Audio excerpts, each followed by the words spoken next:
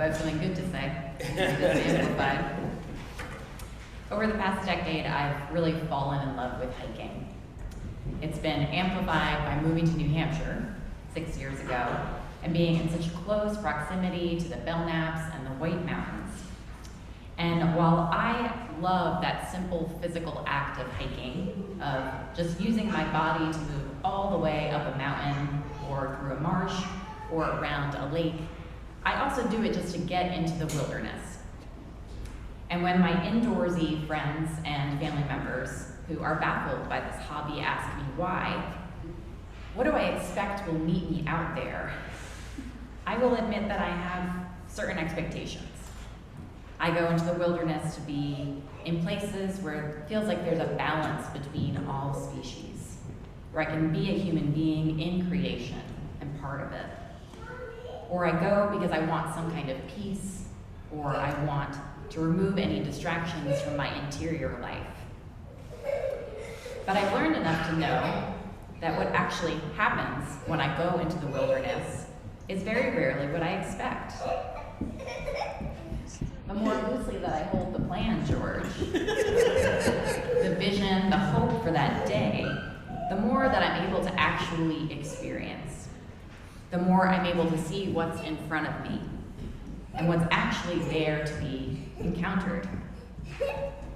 The disciples who are questioning Jesus about his identity followed John into the wilderness for reasons of their own. They were seeking, they were searching. In the first century, there were a variety of beliefs in Judaism about who the Messiah was going to be, how the Messiah was going to show up in the life of Israel to save and redeem. And John's whole ministry had been proclaiming the coming of this Messiah, the advent of this Messiah.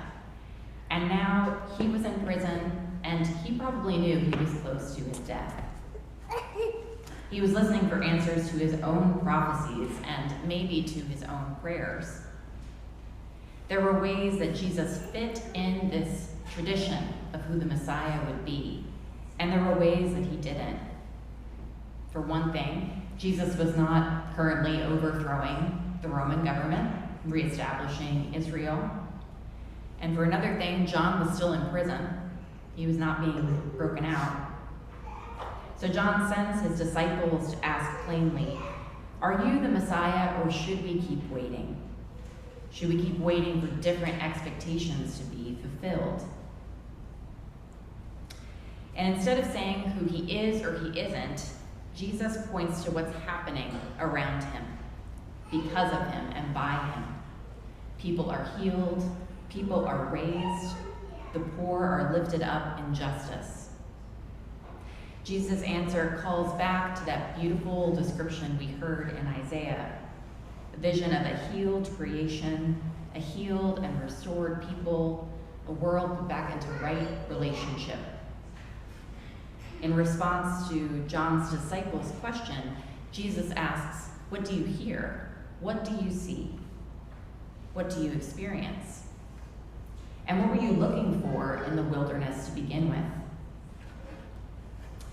The first day of my first and-to-date only backpacking trip taught me more about expectation and encounter than probably any other.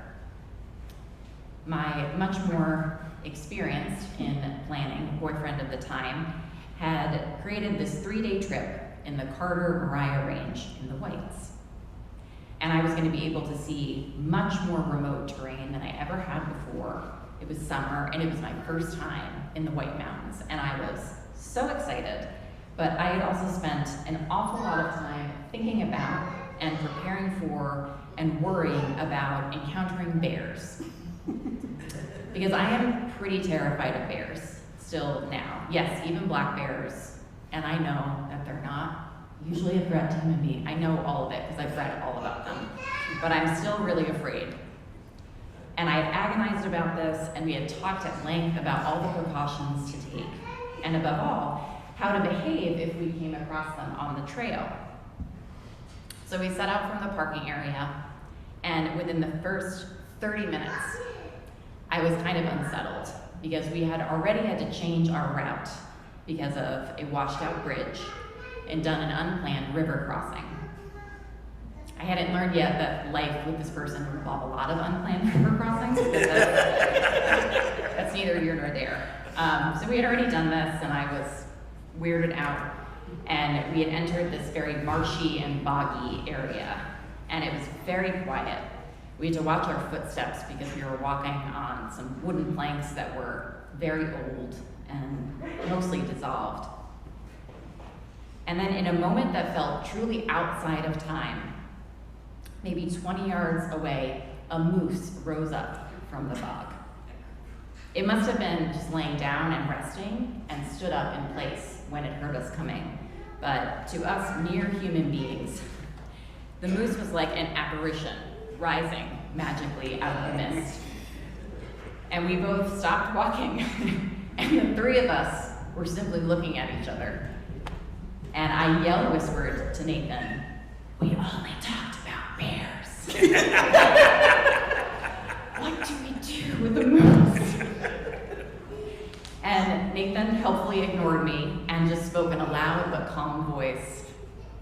"Go on, Lady Moose. Go on to where you're going."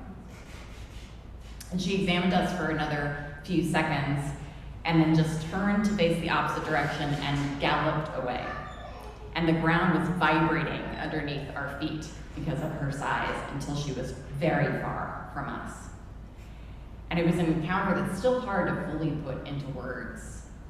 And I don't think it will ever leave me.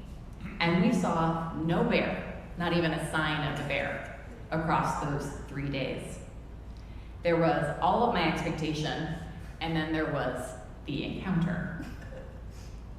If John's disciples had gone into the wilderness following him, looking for that political Messiah, they would be really disappointed, because that's not what happened.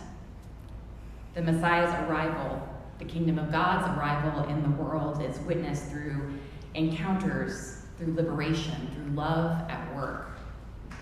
And it would have been surprising and unexpected for that first Jewish audience 2,000 years ago, and still surprising and unexpected now.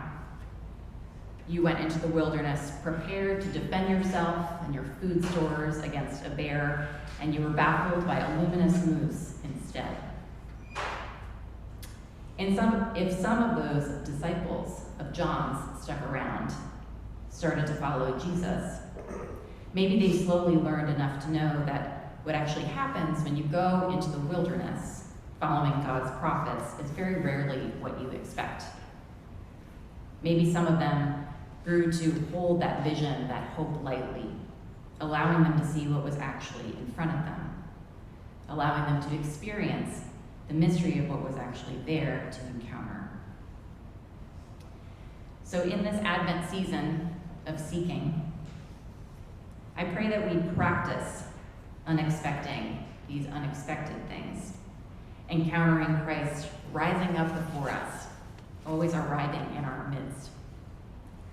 We will still carry into the wilderness all of those too human hopes and expectations and dreams, but maybe be more prepared to lay them down at the feet of those encounters where we actually do meet Christ, where we find surprising evidence of the Messiah that we wait for.